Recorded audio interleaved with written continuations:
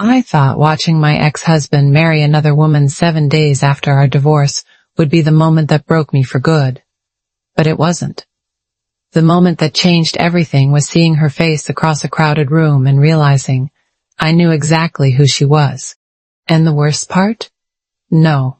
Actually, the funniest part was that everyone around him thought he'd won. They thought he'd upgraded.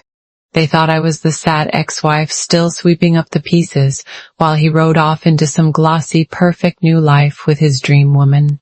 But the second I looked at her, really looked at her, I had to bite the inside of my cheek to stop myself from laughing. Not because it didn't hurt. It did. But because in one instant, every cold night, every confusing conversation, every moment I'd spent wondering what was wrong with me suddenly made sense. And if you've ever had someone leave you feeling like you were the reason they couldn't love properly, then stay with me. Truly. Truly. And if that kind of story hits somewhere personal for you, do me a favor and like the video, subscribe, and keep this little corner of the internet warm for women like us who've had to rebuild quietly. My name's Claire. I'm 38. I live in Brisbane, and until last year, I was married to a man named Ben for 11 years. When I met him, I was 26 and still had that dangerous kind of hope you only have when you think love can fix almost anything. We met at a friend's barbecue in Melbourne when I was there visiting my cousin. He was funny in that dry, easy way Australians can be when they're trying not to look too interested. He made me laugh while he stood there, pretending not to care whether I stayed near him or not. By the end of the night, he walked me to my car, tapped the roof twice like some awkward movie character, and said, "Your trouble." And I remember driving away grinning like an idiot. Have you ever met someone and mistaken ease for safety? I think a lot of us have. The first few years were good. Not fake good. Real good. Sunday coffee runs, road trips down the coast, burnt garlic bread in our first rental because we were too busy kissing in the kitchen to hear the timer. We built a life that looked solid from the outside. Later, when we moved to Brisbane, bought a house, got the dog, learned each other's habits so well we could predict moods from the way a key turned in the front door. I thought that meant we were secure. But relationships don't usually explode all at once, do they? They erode. In our case, it happened in tiny humiliations. Ben stopped asking how my day was, unless he needed me to ask about his. If I dressed up, he barely looked. If I was tired, he called me moody. If I was upset, he'd say I was overthinking. And over time, I became the woman who managed everything invisible. Birthdays, bills, family gifts, vet appointments, the emotional temperature of the house. I was carrying the marriage like a tray full of glassware, careful not to drop anything while he lived inside it like a guest. Actually, tell me something while I'm here and while you're listening. Where are you watching from, and what time is it there right now? I always find it strange and lovely imagining women in different cities hearing the same story for completely different reasons. Somewhere around year 8, Ben became obsessed with this idea of a better life. Not a happier life. A shinier one. Suddenly, it was all about image. Who was doing better than us? Which couples looked more polished? Which husbands had wives who really looked after themselves? He started following all these lifestyle accounts and finance blokes and fitness people who talked like human beings or brands that needed repositioning. And I know how that sounds. Small, petty. But women know that tone, don't we? The one where a man doesn't insult you directly. He just rearranges the room so you understand you're no longer enough. He'd send me links to pilot studios I hadn't asked about. Comment on women at restaurants in that casual, observational way men use when they want deniability. He once looked at a woman in a white linen dress at South Bank and said, "Some people just know how to present themselves." I was standing right there. Do you know what's dangerous? It's not always cruelty. Sometimes it's comparison, served cold enough that nobody else sees it. By the final 2 years, I felt lonelier married than I had ever felt single. We weren't fighting dramatically. We were fading. I'd try to talk, and he'd say he was tired. I'd ask if he was happy, and he'd answer like he was filling out a tax form. Efficient, detached, impatient. One night, I asked him point blank, "Do you even still want this?" And he sighed. Not because he was heartbroken, because I was inconvenient. That sigh did something to me. Have you ever stayed too long because you thought one more honest conversation might finally reach someone? One more chance. One more try. One more version of yourself that's softer, prettier, less demanding, easier to love. I did that. For years. The divorce itself was almost insulting in how tidy he made it seem. No begging, no anger, no visible regret. Just paperwork, property discussions, careful sentences. He kept saying, "Let's do this respectfully," which sounded noble until I realized respectfully really meant without forcing me to feel guilty. I.e., the papers were finalized on a Thursday. The next Friday, he got married. Yes, married. Not engaged. Not announced. Married. Small ceremony in Byron Bay. Sunset photos. Her in silk. Him in a beige suit, looking like a man in a cologne ad for people with no inner life. Social media absolutely lapped it up. So happy for you both. When it's right, it's right. Beautiful couple. And there I was on my sofa in an old t-shirt, staring at a phone screen while the world applauded the man who had emotionally checked out of our marriage long before he physically left it. Her name was Claudia.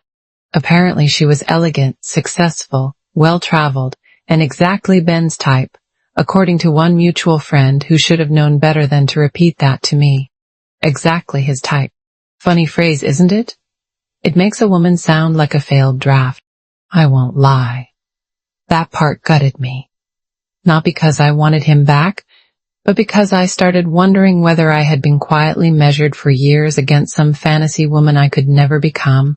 Then came the invitation I wasn't expecting. Highly.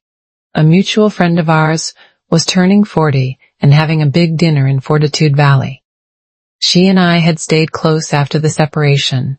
She rang and said, "Please come. Don't let him make you disappear from your own life." I almost said no. I even had the excuse ready. Too awkward, too soon, too much. But something in me was exhausted from shrinking. So I put on a black dress, did my makeup properly for the first time in weeks, and went. The restaurant was warm and loud, all low lighting and polished concrete, and people pretending not to stare when certain names entered the room.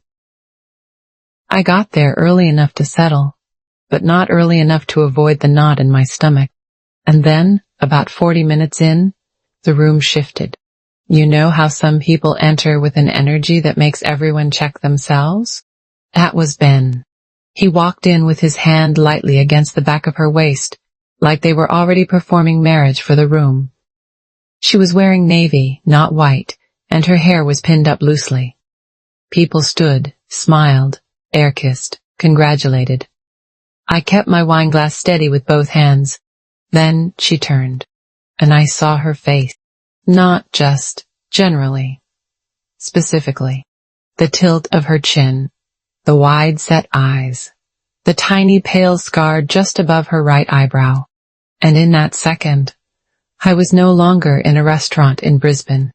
I was in our garage 3 years earlier, kneeling beside an old storage tub looking for camping chairs, when a shoebox split open and spilled photographs across the concrete floor. Old Polaroids, faded, curled at the corners. Ben at 24, sunburnt and grinning. And beside him, always beside him, was a woman with that exact face. Same scar, same smile, same eyes. I remembered the name written on the back of one photo in blue ink. Claudia. I remember holding one up and calling out, "Who's this?" And Ben had come into the garage so quickly it startled me. He snatched the photos, laughed too hard, and said, "Ancient history. Nothing important. Nothing important."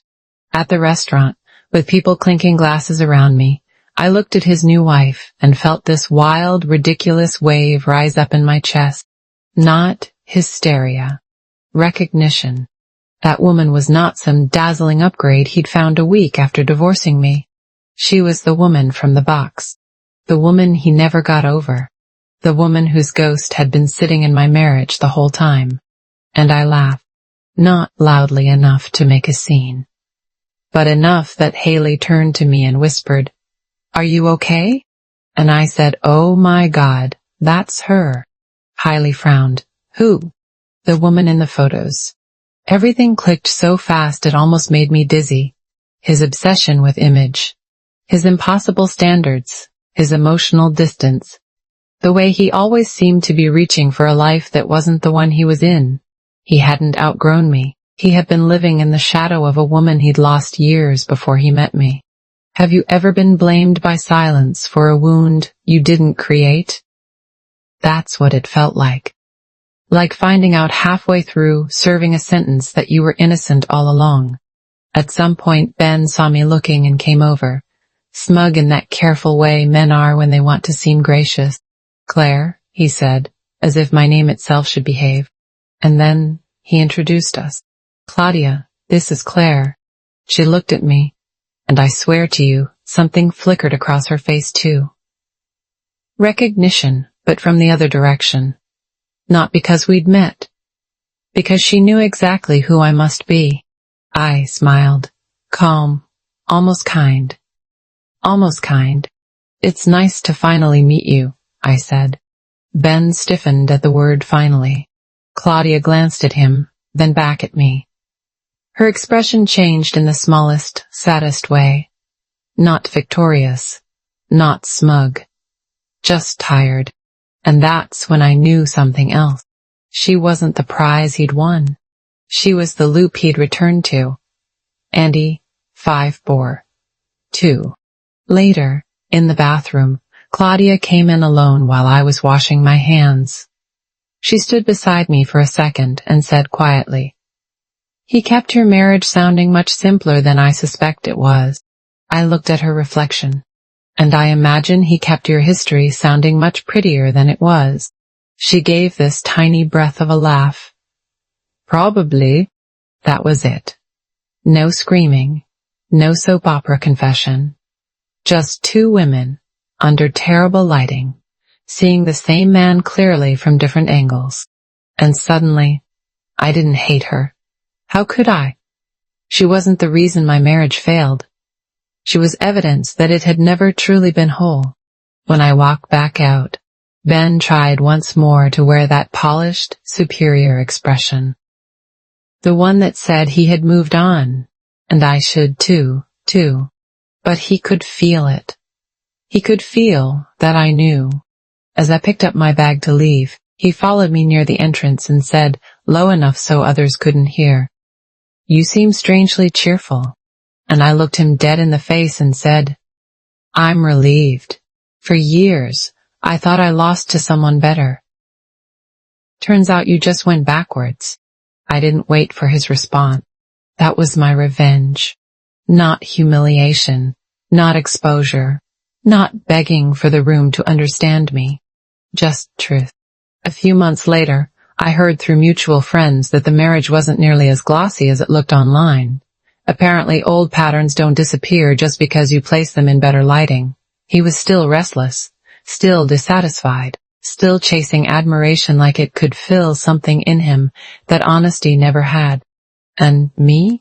I slept better. I ate dinner without a knot in my chest. I laughed again without feeling guilty. I stopped treating my survival like a consolation prize. So if you're listening to this while mourning someone who made you feel replaceable, I need you to hear me carefully. Sometimes you were never losing to another woman. Sometimes you were standing in front of a person who had been in love with an illusion for so long that no real human being could ever satisfy them. That is not your failure. That is their tragedy. Would you have forgiven him if you were me? Do you think people change, or do they just circle back to the unfinished parts of themselves? I still think about that night sometimes, not because I miss him, but because that single moment gave me something years of marriage never did: clarity. And once a woman has that, really has it, she becomes very hard to fool. So no, the worst thing wasn't that my ex-husband married his dream woman a week after our divorce. It was that he spent 11 years making me feel like I was lacking, when the truth was far simpler. He was never building a future. He was chasing a ghost. And the day I saw her face, I finally stopped grieving the marriage, because I understood I had never actually been the one left behind.